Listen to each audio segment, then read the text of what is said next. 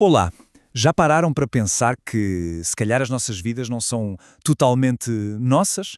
E se, em parte, elas fossem construídas, moldadas e até mesmo sentenciadas pelas histórias que a gente lê, conta e vive? É exatamente isso que vamos explorar hoje, mergulhando na novela Bonsai, do escritor chileno Alejandro Zambra.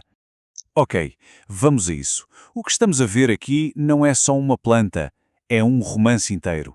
É um memorial, um ato de luto e, ao mesmo tempo, um ato de criação.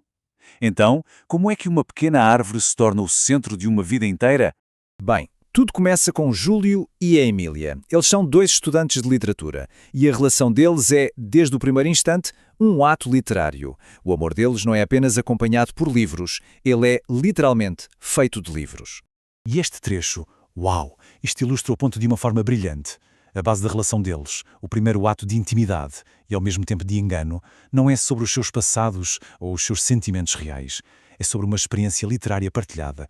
Mesmo que essa experiência seja uma mentira, eles começam a construir a sua realidade a partir de ficções. Para eles, a literatura era tipo a arquitetura do amor. Ler juntos antes de qualquer intimidade virou um ritual sagrado. Os textos não eram só entretenimento, eram o guião da relação.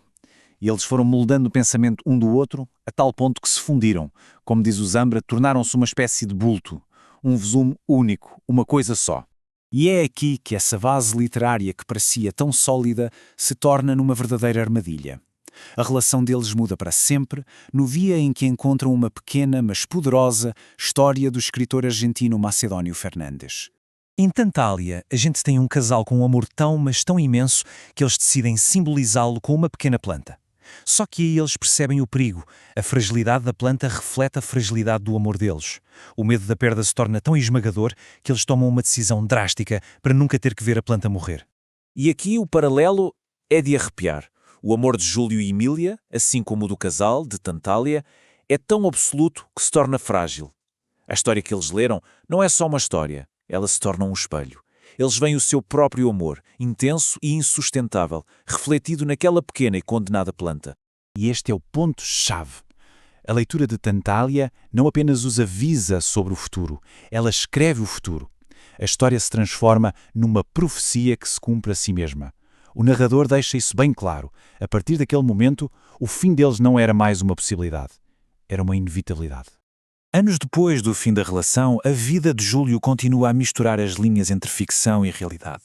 A diferença é que agora o autor é ele. Reparem nesta sequência fascinante. Primeiro, o Júlio não consegue um emprego para transcrever o romance de um autor famoso. Então, para impressionar a vizinha, ele simplesmente inventa um enredo para esse romance. Mas a mentira não para por aí. Ele começa a escrever secretamente o romance que inventou e, o mais importante, ele começa a viver esse mesmo romance. Quando ele descreve este enredo, o Júlio não está só a mentir. Ele está, na verdade, a escrever o guião para a sua própria vida. Ele está a pegar nos ecos do passado com a Emília e a transformá-los numa ficção que, por sua vez, ele vai transformar em realidade, cuidando do seu próprio bonsai. Mas Tantália não é a única obra de arte que assombra esta história. Quando uma personagem fica a saber da morte de Emília, outra peça cultural vem à mente. Só que desta vez ela não oferece um destino, mas sim um remédio. Estas são palavras de La Jardinera, uma canção icónica da chilena Violeta Parra.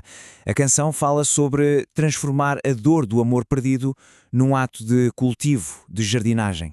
Ou seja, a canção oferece uma linguagem cultural para aquilo que o Júlio já está a fazer quase que por instinto.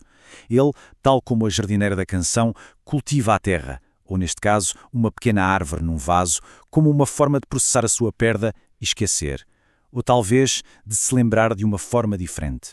Então o que temos aqui é um romance que contém um conto, que por sua vez contém um romance falso, que ecoa uma canção. A vida do Júlio e da Emília é como uma tapeçaria tecida com os fios de outras obras de arte. E aqui o próprio Zambra entrega-nos a tese central. Para o Júlio, o ato de cultivar meticulosamente aquela pequena árvore torna-se indistinguível do ato de escrever uma história. Ambos exigem paciência, forma, cuidado. É a imposição de uma estrutura sobre algo que é vivo e caótico. No final, Bonsai não é apenas sobre o amor de Júlio e Emília. É sobre como todos nós somos, ao mesmo tempo, leitores e escritores das nossas próprias vidas. As histórias que consumimos tornam-se parte de nós, dando-nos os guiões, as profecias e os métodos para lidar com a realidade.